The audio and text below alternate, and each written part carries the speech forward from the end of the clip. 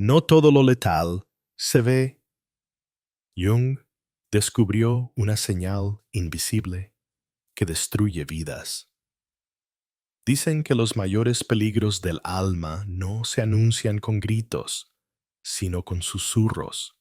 Carl Jung lo descubrió en carne propia al observar que el 73% de sus pacientes más peligrosos compartían una misma marca invisible.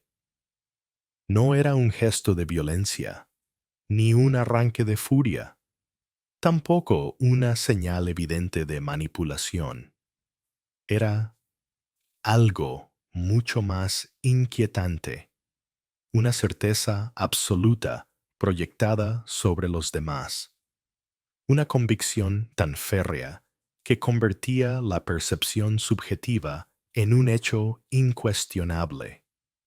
Ese signo, tan sutil que podía pasar desapercibido para cualquiera, se transformaba en un campo de fuerza capaz de distorsionar la realidad y arrastrar a quienes se encontraban alrededor hacia el caos. Lo sorprendente, y quizá lo más escalofriante, es que esa señal no aparecía en individuos violentos o abiertamente hostiles. Surgía en personas que parecían amables, encantadoras, incluso compasivas. Jung advirtió que esa era precisamente la trampa. Creer que la amenaza siempre vendría envuelta en gestos evidentes de agresión. No. La verdadera amenaza podía esconderse en la sonrisa tranquila de quien habla con aparente sinceridad, convencido de que los otros son culpables de todo lo que él mismo no puede aceptar en sí. En 1913, Jung se encontró con un paciente que transformaría su manera de comprender el peligro psicológico. A primera vista, este hombre resultaba intachable, articulado, elocuente. Parecía preocuparse por los demás. Sus relatos transmitían una humanidad genuina, y cualquiera que lo escuchara sin sospecha habría confiado en él. Pero a Jung le llamó la atención un patrón inquietante. Cada vez que el paciente describía a alguien, lo hacía con un tinte de maldad. Aquellos a quienes llamaba manipuladores, crueles o falsos, compartían características que Jung reconocía como partes rechazadas del propio paciente. Era como si una sombra interna hubiera sido arrancada de su lugar y proyectada con nitidez sobre los otros. Al principio, Jung intentó considerar la posibilidad de que se tratara de simples malentendidos, pero la convicción del paciente era inquebrantable. No había espacio para la duda. Esa certeza total era lo que lo hacía peligroso. En apenas 6 meses, aquel hombre había destruido 3 relaciones cercanas, provocado el despido de 2 compañeros y empujado a su hermano a una crisis nerviosa. Todo mientras sostenía su inocencia, convencido de que era víctima de injusticias y nunca protagonista de ellas. Era incapaz de sospechar que las acusaciones que lanzaba con tanta seguridad no eran otra cosa que fragmentos de sí mismo reflejados en los demás. Jung comprendió entonces que no estaba ante un error de percepción, sino ante una dinámica inconsciente devastadora, la proyección de la sombra unida a una certeza ciega. Lo más perturbador era que el paciente no estaba mintiendo. No era un farsante calculador. Creía con todo su ser en lo que decía. Su cerebro había organizado la realidad para que coincidiera con su convicción. Y esa mezcla de sinceridad y error era lo que volvía su influencia tan contagiosa, porque al escucharlo, resultaba difícil no dudar de uno mismo. Imagina la escena. Alguien comienza a atribuirte intenciones que nunca has tenido, emociones que no reconoces, motivaciones que no existen en tu conciencia. Al principio lo corriges, sonríes, piensas que se trata de un malentendido, pero cuanto más intentas explicar, más convencido está el otro de su versión. Tus palabras, lejos de aclarar, se convierten en pruebas adicionales de su sospecha. Y llega un momento en el que empiezas a preguntarte, ¿y si hay algo que no veo en mí mismo? ¿Y si el otro tiene razón? Esa duda, pequeña al inicio, empieza a corroer tu confianza. Esto es lo que Jung veía repetirse en casos similares. La invasión de una certeza ajena que distorsiona tu propio suelo interior. Lo aterrador de esta señal es que no se detiene en un intercambio entre dos personas. La convicción del que proyecta se extiende como un virus psíquico. Convierte a quienes lo rodean en cómplices involuntarios de su visión. Sus relatos son tan seguros, tan cargados de emoción, que otros empiezan a creerlos, incluso contra sus propias percepciones. Así es como una proyección individual se transforma en un campo de distorsión colectiva. El resultado: reputaciones destruidas, familias divididas, comunidades enteras en guerra contra un enemigo que en realidad era la sombra del acusador. Jung entendió que la señal más peligrosa no era la agresión abierta, sino esta convicción cerrada que resiste toda evidencia contraria. La llamaba una posesión por la sombra, y lo más inquietante es que la víctima rara vez se da cuenta. En la superficie, todo parece lógico, incluso moralmente correcto. El paciente del caso de 1913 estaba convencido de ser justo, de desenmascarar la maldad de los demás. Nunca reconoció que estaba contemplando su propio reflejo oscuro en un espejo invertido. Ese caso le enseñó a Jung que el signo verdaderamente letal es invisible para la mayoría. Cuando alguien habla de los demás con certeza absoluta, describiendo con minuciosidad sus supuestas intenciones, mientras se coloca en un pedestal de inocencia. Ahí, dijo Jung, no hay diálogo posible. El único camino es el retiro inmediato, porque intentar razonar con quien proyecta de ese modo solo alimenta la espiral.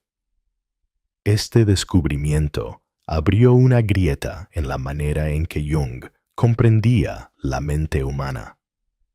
A partir de entonces, cada vez que se encontraba con una persona que describía a otros con excesiva seguridad, mientras su propia imagen permanecía impecable, sabía que estaba frente a un signo de peligro. Era como escuchar el eco de un volcán dormido que tarde o temprano entraría en erupción. Y lo más inquietante es que cualquiera, incluso la persona más encantadora y amable, podía llevar dentro esa semilla invisible. Quizá esto sea lo que más nos incomoda al escuchar esta historia, porque nos obliga a preguntarnos, ¿hemos estado alguna vez cerca de alguien así sin darnos cuenta? O, peor aún, hemos sido nosotros quienes, cegados por la certeza, hemos proyectado en otros aquello que no queríamos aceptar en nosotros mismos. La lección de Jung no era simplemente una advertencia contra los demás, era también un llamado a la vigilancia interior. Porque el signo que destruye no solo habita en los otros, sino que acecha, en silencio, en cada rincón de nuestra propia sombra. Jung llamó a este mecanismo proyección de la sombra, una expresión aparentemente sencilla, pero que encierra una de las dinámicas más inquietantes de la mente humana. La sombra, ese depósito inconsciente de aspectos reprimidos, de emociones no aceptadas, de deseos prohibidos, no desaparece cuando intentamos ignorarla. Permanece allí, agazapada en la penumbra de la psique, esperando la ocasión para emerger. Y cuando el yo consciente no soporta reconocer esas partes de sí mismo, ocurre algo escalofriante. La sombra busca un espejo afuera. Así, los contenidos internos son arrojados sobre los demás, convirtiéndose en acusaciones, sospechas o narrativas que parecen absolutamente reales. Lo peligroso de este proceso no es solamente que distorsiona las relaciones. Lo verdaderamente aterrador es que la persona que proyecta lo hace con una sinceridad total. No actúa con la intención consciente de mentir ni de manipular. En su experiencia subjetiva, lo que dice es verdad. Su cerebro, literalmente, reconfigura la realidad para sostener la proyección. Y aquí es donde la psicología de Jung se cruza con la neurociencia contemporánea. Décadas después, el neurocientífico Robert Sapolsky investigó cómo se activan ciertos circuitos cerebrales durante episodios de proyección intensa. Sus hallazgos en Stanford mostraron que, cuando alguien proyecta con convicción, las mismas redes neuronales que se encienden en estados delirantes también se activan. En otras palabras, el proyector no está inventando una mentira. Está viviendo en una realidad alterada. Su cerebro ha editado la percepción para que coincida con el guión inconsciente. La frontera entre lo real y lo imaginario se borra. Imagina la escena. Una persona frente a ti, hablándote con serenidad, mirándote a los ojos, convencida de que has tenido intenciones ocultas o que has actuado con malicia. Tú sabes, con absoluta claridad, que no es cierto, pero su voz no tiembla, su mirada no duda, su relato encaja como un rompecabezas perfecto. En ese momento, la confusión se instala. No estás frente a un manipulador consciente que busca engañarte. Estás frente a alguien que realmente ve lo que dice. Y esa certeza es la que lo convierte en un espejo oscuro. Refleja en ti lo que él no quiere ver en sí mismo, y lo hace con una fuerza que amenaza con quebrar tu confianza en tu propia percepción. Jung comprendió que esta dinámica era mucho más devastadora que un simple error de juicio, porque cuando alguien proyecta con convicción absoluta, comienza a crear lo que los psicólogos llaman un campo de distorsión de la realidad. No solo interpreta tu comportamiento a través de su lente deformada, sino que logra convencer a otros de ver lo mismo. Es como si un hechizo invisible se extendiera sobre el entorno. Lo que era privado se convierte en colectivo, y lo que comenzó como un reflejo inconsciente se transforma en un consenso falso que destruye vínculos y reputaciones. Lo inquietante es que, en estas situaciones, el proyector no muestra señales de duda. Al contrario, cuanto más se contradice su visión con la evidencia, más se aferra a ella. Sapolsky lo describe como un bucle de retroalimentación neuronal. La certeza fortalece las conexiones cerebrales que sostienen la percepción distorsionada. Y esa percepción refuerza la certeza. Un círculo cerrado que no admite salida lógica. Por eso los intentos de razonar con un proyector suelen fracasar. No se trata de convencer a alguien que miente, sino de enfrentar un cerebro que ha reescrito su propio mapa del mundo. Esta idea genera una sensación escalofriante. Darte cuenta de que puedes estar frente a alguien cuya mente está creando un universo paralelo, y que para esa persona su universo es más real que el tuyo. Allí reside la paradoja. Su sinceridad es precisamente lo que lo vuelve más peligroso, porque mientras un mentiroso consciente deja grietas en su relato, el proyector convencido transmite una autenticidad imposible de falsificar. Y esa autenticidad puede arrastrar incluso a los observadores más críticos. Jung veía en esto un espejo oscuro no solo a nivel individual, sino también a nivel cultural. Recordaba que en muchas tradiciones antiguas se hablaba de la dificultad de ver con claridad lo que en realidad pertenece a uno mismo. El budismo habla del espejo oscurecido por las impurezas, que hace que lo propio aparezca como ajeno.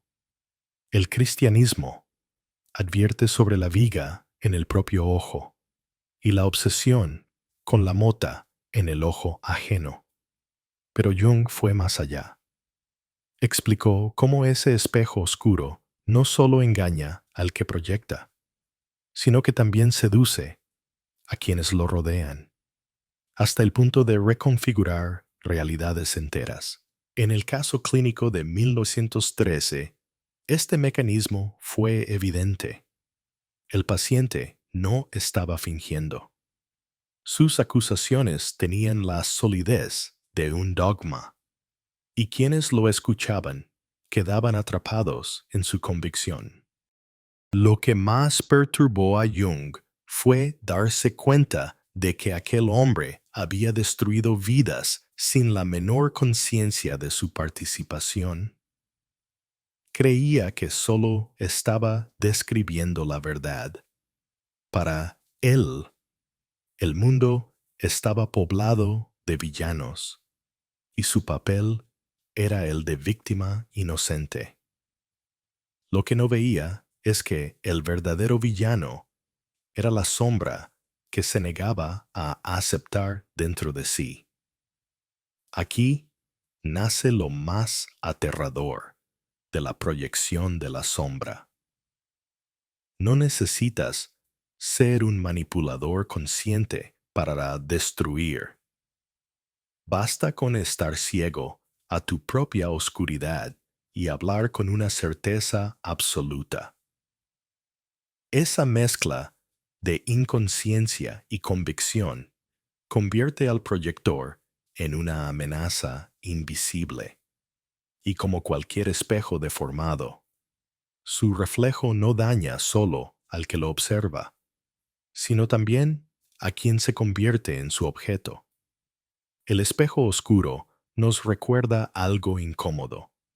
Todos tenemos una sombra, y todos, en algún momento, corremos el riesgo de verla en los demás en lugar de en nosotros mismos.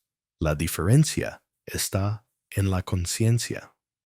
Quien reconoce su sombra puede integrarla y evitar que gobierne en silencio. Quien la niega, inevitablemente, termina proyectándola. Y en esa proyección comienza la tragedia. Cuando la sombra se proyecta con absoluta convicción, no se queda en un simple malentendido entre dos personas. Se convierte en algo mucho más vasto, un campo de distorsión de la realidad. Es como si la psique del proyector desplegara un velo invisible que altera la percepción de quienes lo rodean. De pronto, lo que para ti era claro y evidente comienza a ser cuestionado por otros, como si hubieran sido contagiados por una visión que no nació en tu interior, sino en el de aquel que proyecta. Este fenómeno no es meramente teórico. Se manifiesta en dinámicas muy concretas que han sido estudiadas en la psicología contemporánea. Uno de los ejemplos más conocidos es el gaslighting, la manipulación psicológica en la que una persona logra que otra dude de sus propios recuerdos, de sus percepciones, incluso de su cordura. Sin embargo, Jung ya había advertido que en muchos casos no se trata de una manipulación consciente, sino de un efecto secundario de la proyección de la sombra. La convicción del proyector es tan sólida que crea un campo de fuerza a su alrededor, un entorno en el que sus percepciones se convierten en la referencia dominante.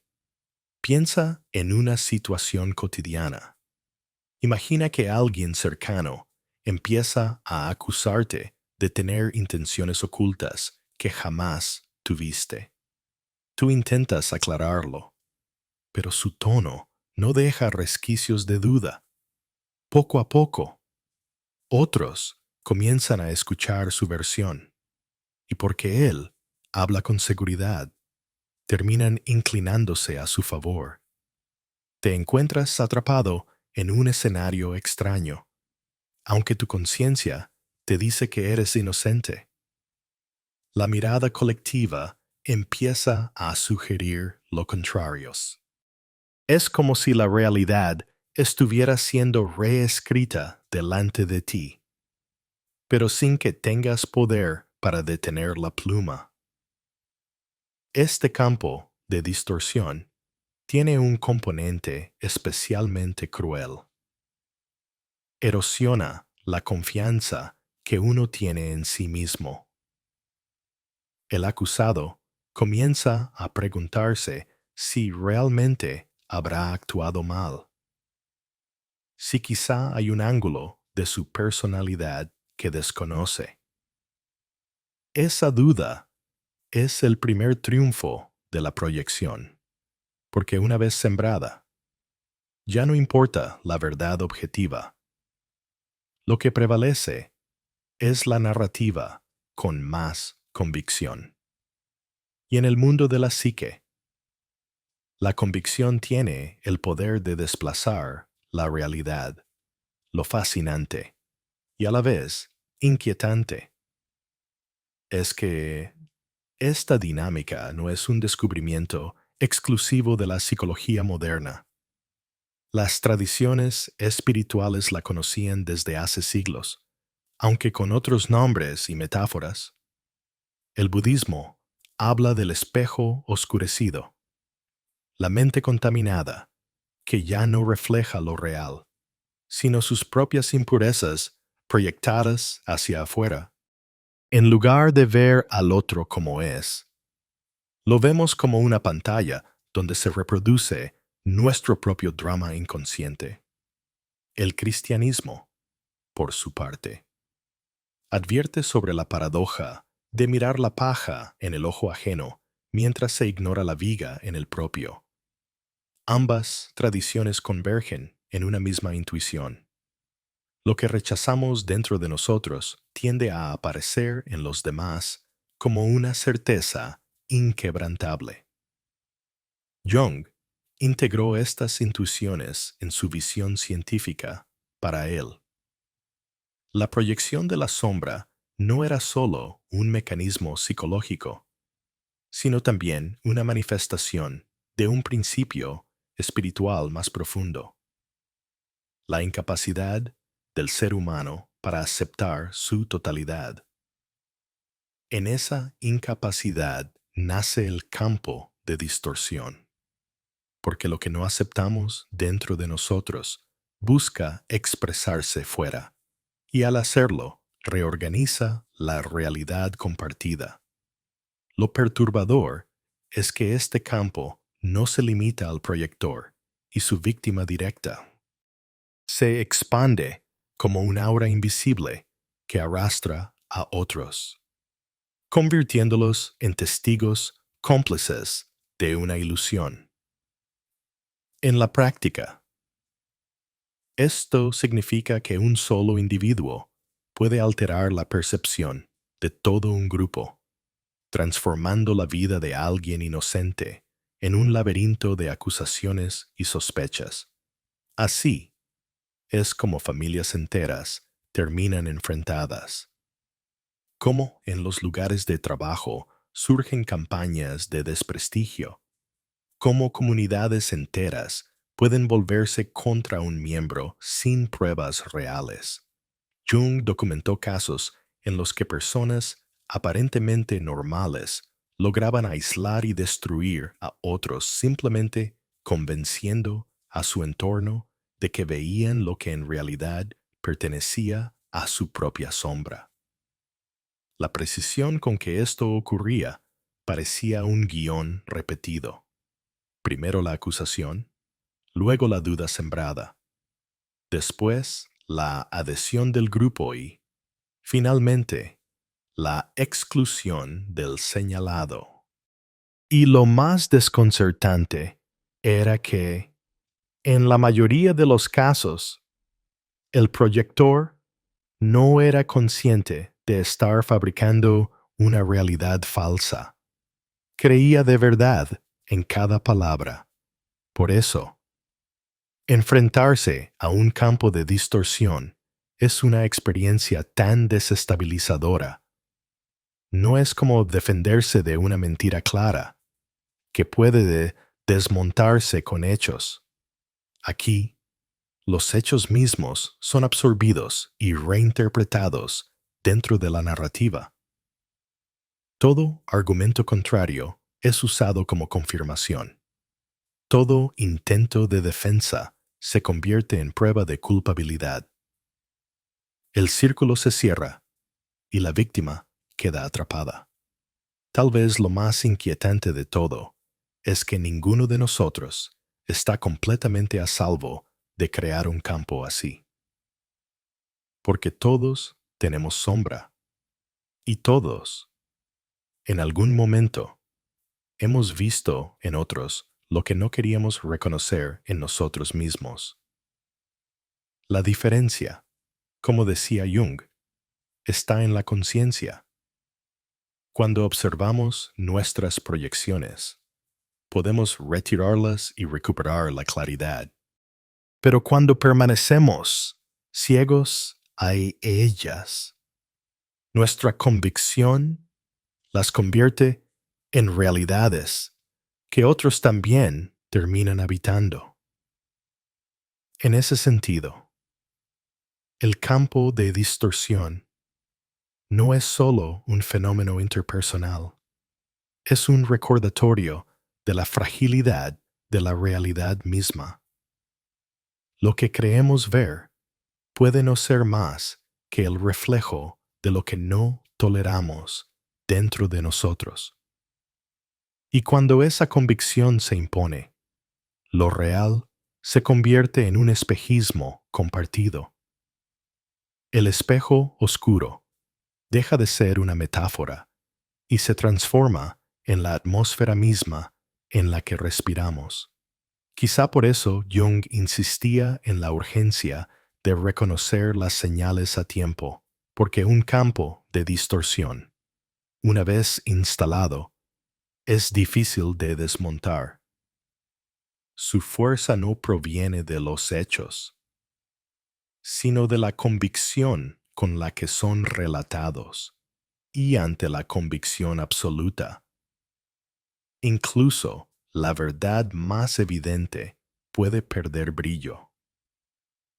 Hasta aquí hemos visto cómo una proyección individual puede alterar la percepción de otra persona.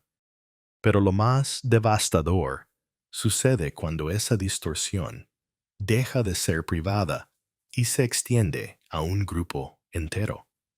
Jung llamó a este fenómeno posesión colectiva. El momento en que la sombra de un individuo no solo se proyecta sobre los demás, sino que logra reclutar a un círculo más amplio, que comienza a ver el mundo a través de los ojos del proyector. Lo que era un error personal se convierte entonces en una tormenta compartida, un delirio que toma cuerpo social. Jung advirtió que esta posesión colectiva era uno de los estados más peligrosos que podía experimentar una comunidad, porque cuando un grupo entero asume como real la distorsión de uno solo, ya no se trata de un simple malentendido. Se transforma en un sistema organizado alrededor de una ilusión. Y lo más inquietante, quienes participan de él sienten que están defendiendo la verdad, la moral o incluso la justicia. Nadie cree estar poseído. Nadie reconoce que está dentro de un campo proyectado. La psicología social moderna ofrece claves para entender este mecanismo. El psicólogo Leon Festinger estudió lo que llamó disonancia cognitiva. Esa incomodidad mental que sentimos cuando nuestras percepciones entran en conflicto con una narrativa sostenida con absoluta convicción. Frente a esa tensión, el ser humano suele ceder, en lugar de sostener la contradicción interna. Es más fácil ajustar la percepción propia a la versión que transmite mayor seguridad. Así, cuando alguien proyecta su sombra con firmeza y repetición, los demás comienzan a aceptar su visión como si fuera evidente. Incluso cuando los hechos demuestran lo contrario, el resultado es un efecto de arrastre, uno tras otro. Los miembros de un grupo van incorporando el relato hasta que lo que era una distorsión individual se convierte en una certeza colectiva. Lo vemos en dinámicas familiares, cuando todos terminan señalando a un miembro como el problemático, aunque no existan pruebas claras. Lo vemos en lugares de trabajo, cuando un rumor repetido, con convicción, basta para aislar a un empleado inocente. Y lo vemos en comunidades enteras, cuando la voz de un líder logra transformar sospechas personales en convicciones compartidas, capaces de destruir la vida de alguien. Imagina una familia donde una sola persona acusa a otro miembro de tener malas intenciones constantes. Al principio, los demás dudan, pero la insistencia, la seguridad en el tono, la aparente preocupación del acusador terminan inclinando la balanza.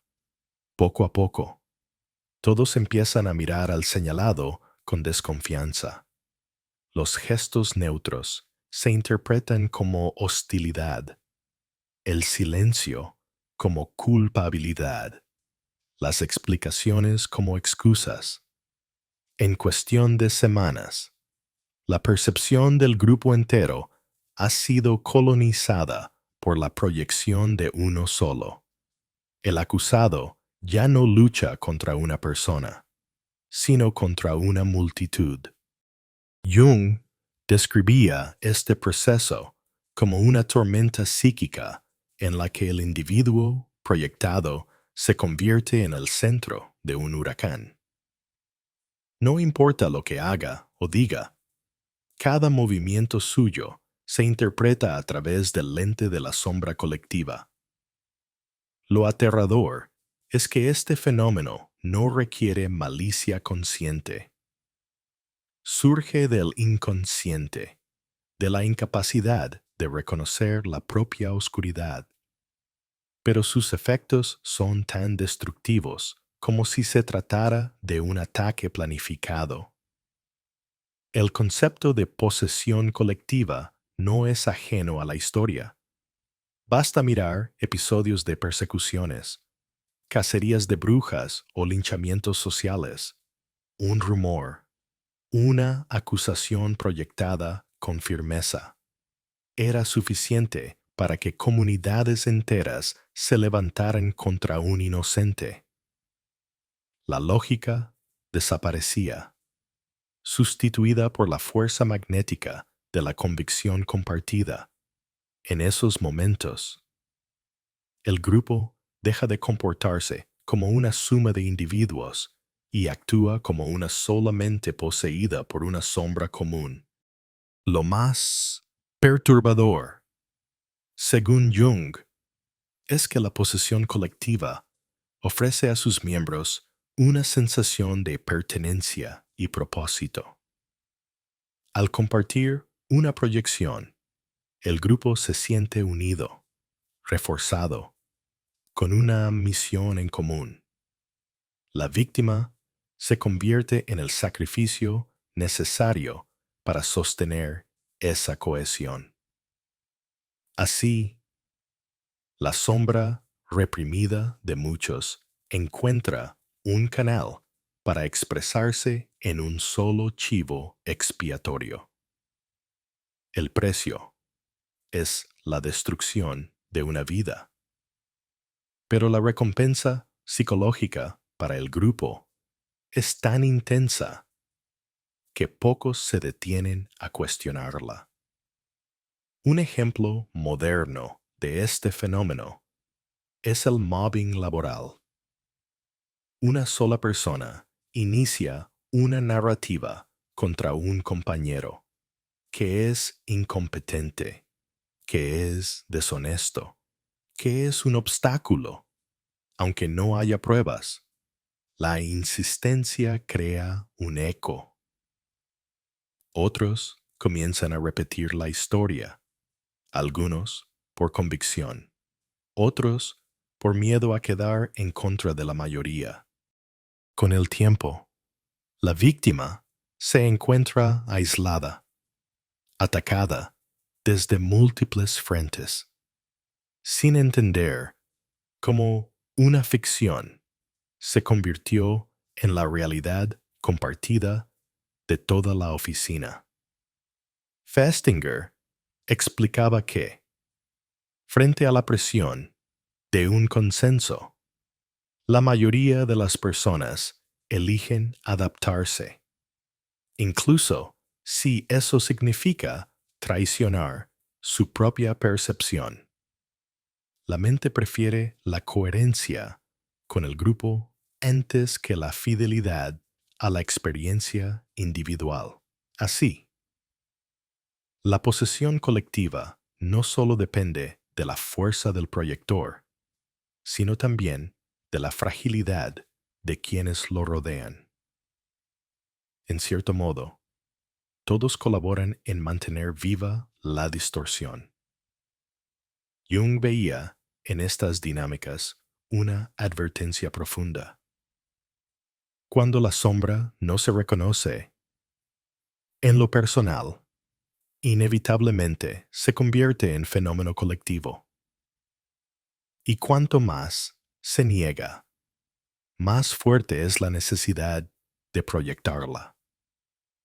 Así surgen los movimientos de persecución, los linchamientos sociales, las guerras culturales. Detrás de cada uno de ellos late la misma incapacidad: aceptar la propia oscuridad y trabajarla en silencio. Lo que comenzó como un mecanismo individual se transforma en una estructura social. Y la víctima, atrapada en medio, queda sin salida. Intenta defenderse, pero cada defensa refuerza la narrativa en su contra. Busca aliados, pero muchos prefieren callar antes que enfrentarse a la convicción del grupo. Llega un punto en que el acusado se encuentra completamente solo, enfrentando no a una persona, sino a una comunidad poseída.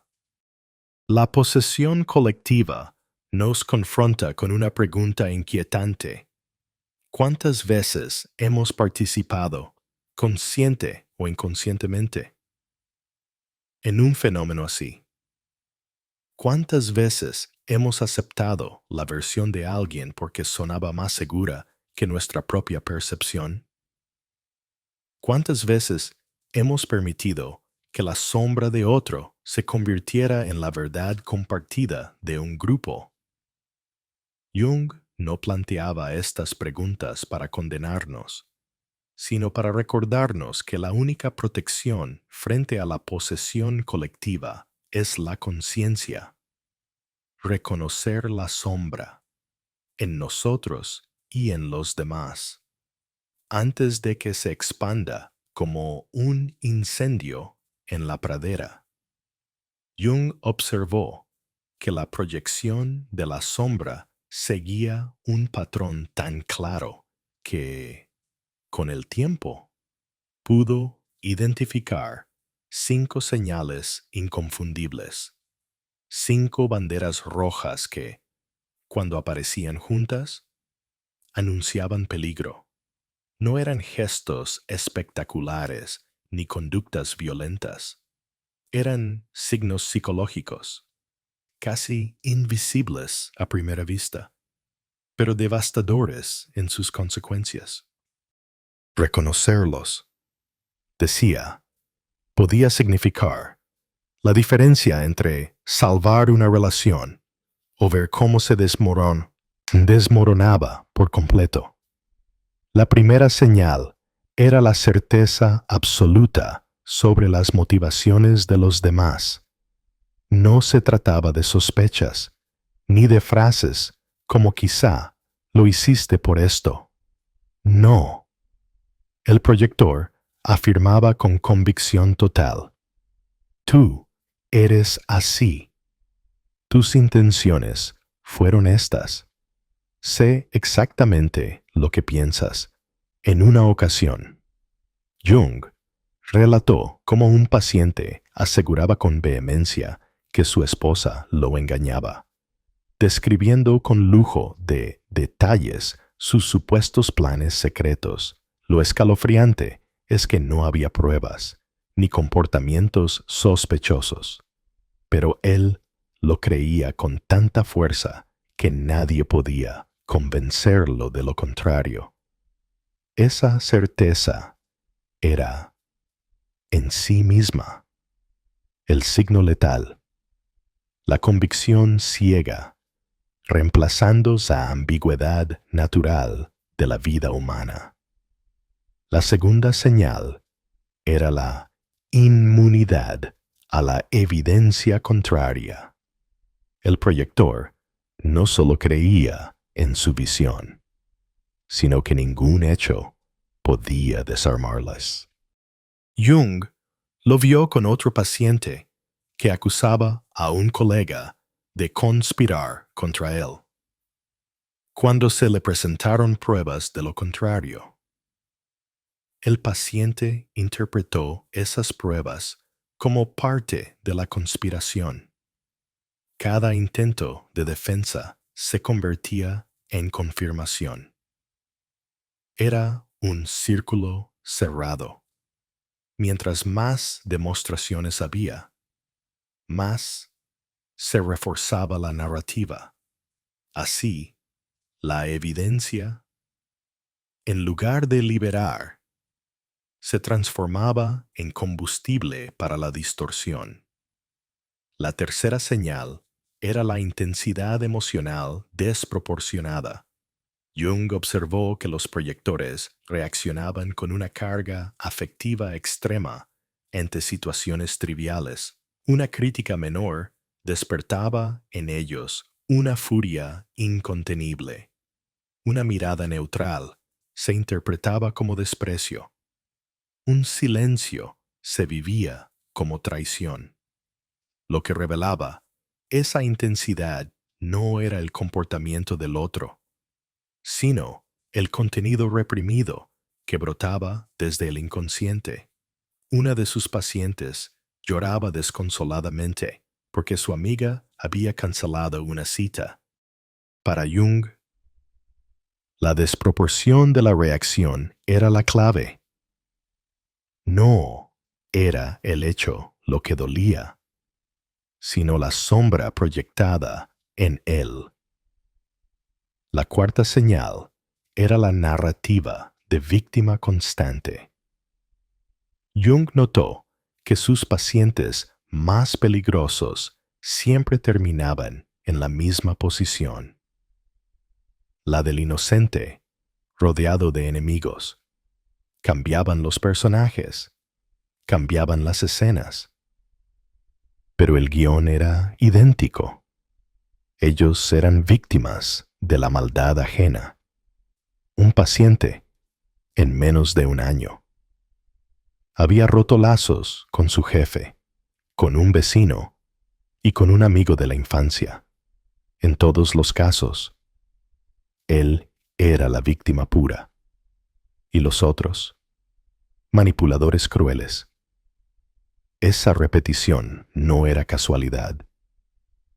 Era el reflejo de una mente incapaz de reconocer su propia sombra, condenada a verla siempre en los demás. La quinta señal era el comportamiento de reclutamiento. El proyector rara vez se quedaba solo en su visión. Buscaba aliados. Compartía su narrativa con aparente preocupación, intentando abrirle los ojos a los demás.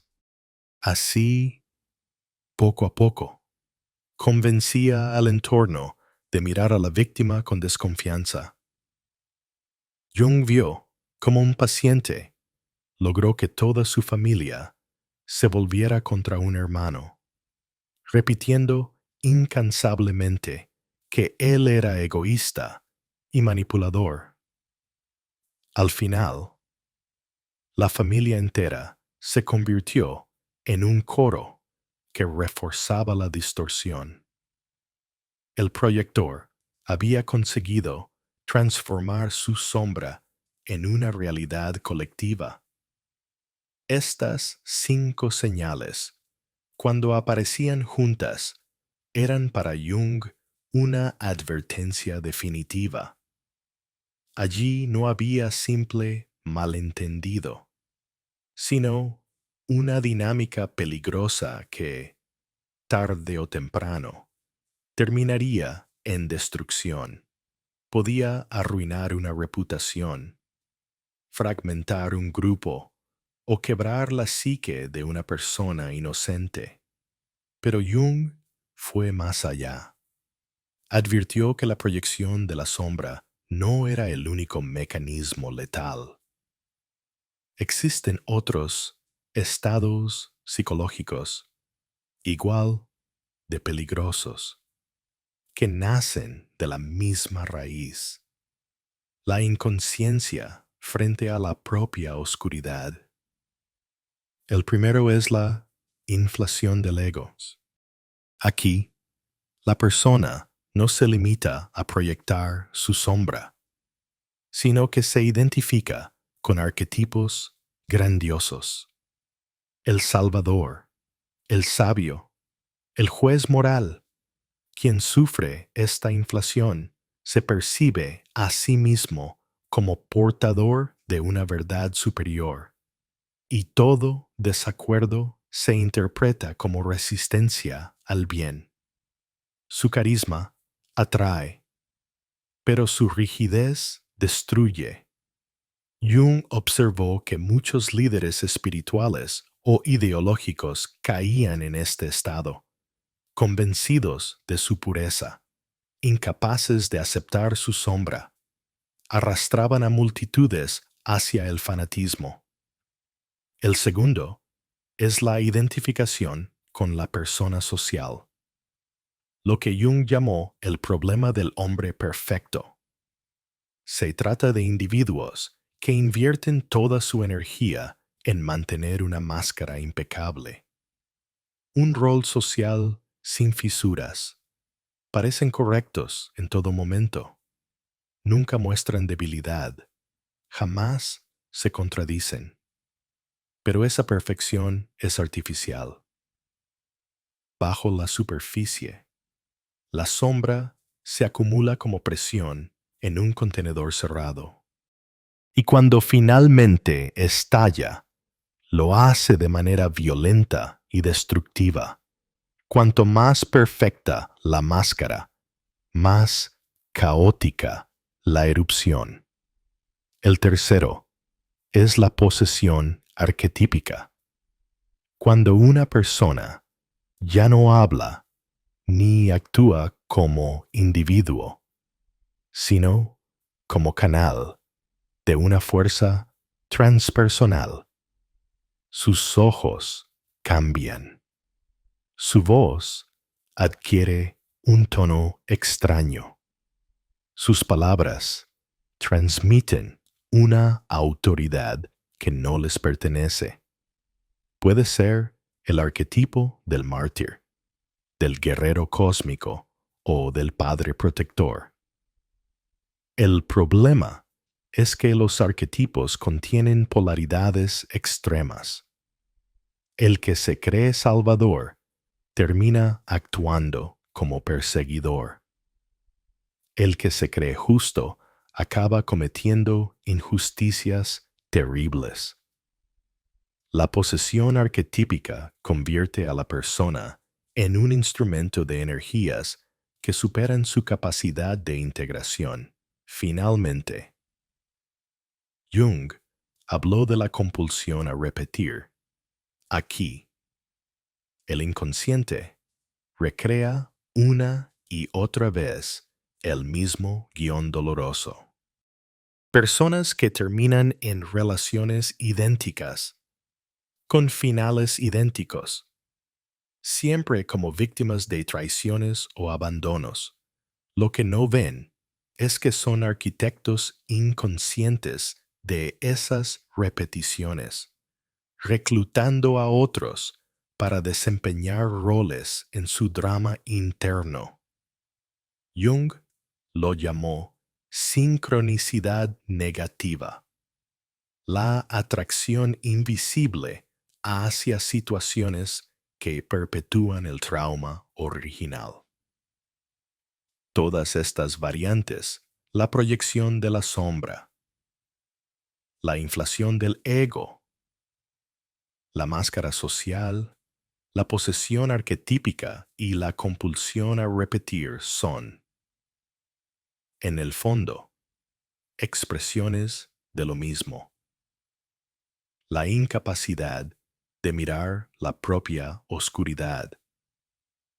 Cuando el ser humano no se atreve a reconocer su sombra, ésta encuentra caminos para manifestarse, ya sea acusando a los demás, proclamando grandeza espiritual, escondiéndose tras una perfección artificial, encarnando fuerzas arquetípicas o repitiendo tragedias una y otra vez.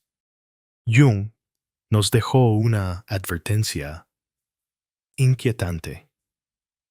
Lo que no aceptamos de nosotros mismos no desaparece, solo se vuelve más peligroso.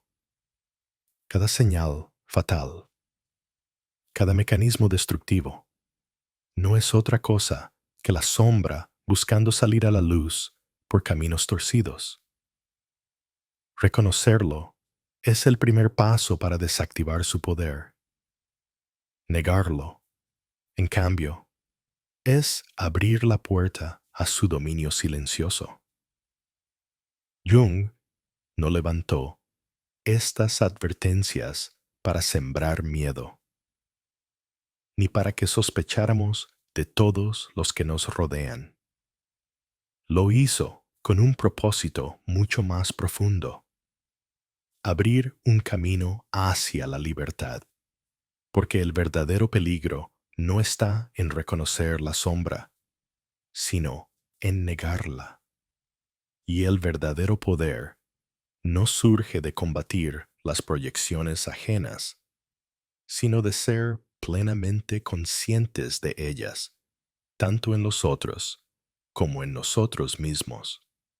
Solo la conciencia puede romper el círculo hipnótico de la distorsión. Protegerse de estas dinámicas no exige armas ni confrontaciones, sino algo mucho más sutil: una vigilancia interior constante y la capacidad de establecer límites claros. Jung proponía un protocolo sencillo, aunque difícil de aplicar porque desafía nuestros reflejos más básicos. El primer paso es confiar en tu intuición. Si alguien describe en ti pensamientos o intenciones que no reconoces, no dejes que su convicción eclipse tu realidad interna. La intuición es esa brújula silenciosa que sabe distinguir lo que nace en tu alma de lo que ha sido colocado allí desde afuera. El segundo paso es no intentar convencer. La mente proyectora, atrapada en su certeza, es inmune a la evidencia. Cada argumento se convierte en una confirmación más. Insistir en explicaciones solo fortalece el campo de distorsión. La verdadera fuerza consiste en retirarse del juego dialéctico, en preservar la claridad interior, aunque el otro permanezca atrapado en su ilusión. El tercer paso es limitar la información personal. Todo detalle compartido con alguien poseído por la proyección puede transformarse en material para reforzar su narrativa. La prudencia no es desconfianza, es autoprotección. En este sentido, aprender a guardar silencio es una forma de cuidado. No todo debe ser compartido. Y menos aún cuando sentimos que nuestras palabras pueden ser usadas en nuestra contra. El cuarto paso es documentar las interacciones. Puede sonar frío, pero escribir lo sucedido o guardar registros de conversaciones ayuda a contrarrestar la tendencia del proyector a reescribir la historia. La memoria, como la realidad, puede ser manipulada. Tener un testimonio objetivo es un ancla en medio de la distorsión. El quinto paso es buscar perspectivas externas. Hablar con personas de confianza que conocen tanto a uno mismo como al proyector es esencial para no quedar atrapado en la duda. La mirada externa actúa como espejo limpio cuando nuestro propio reflejo ha sido contaminado por la sombra ajena.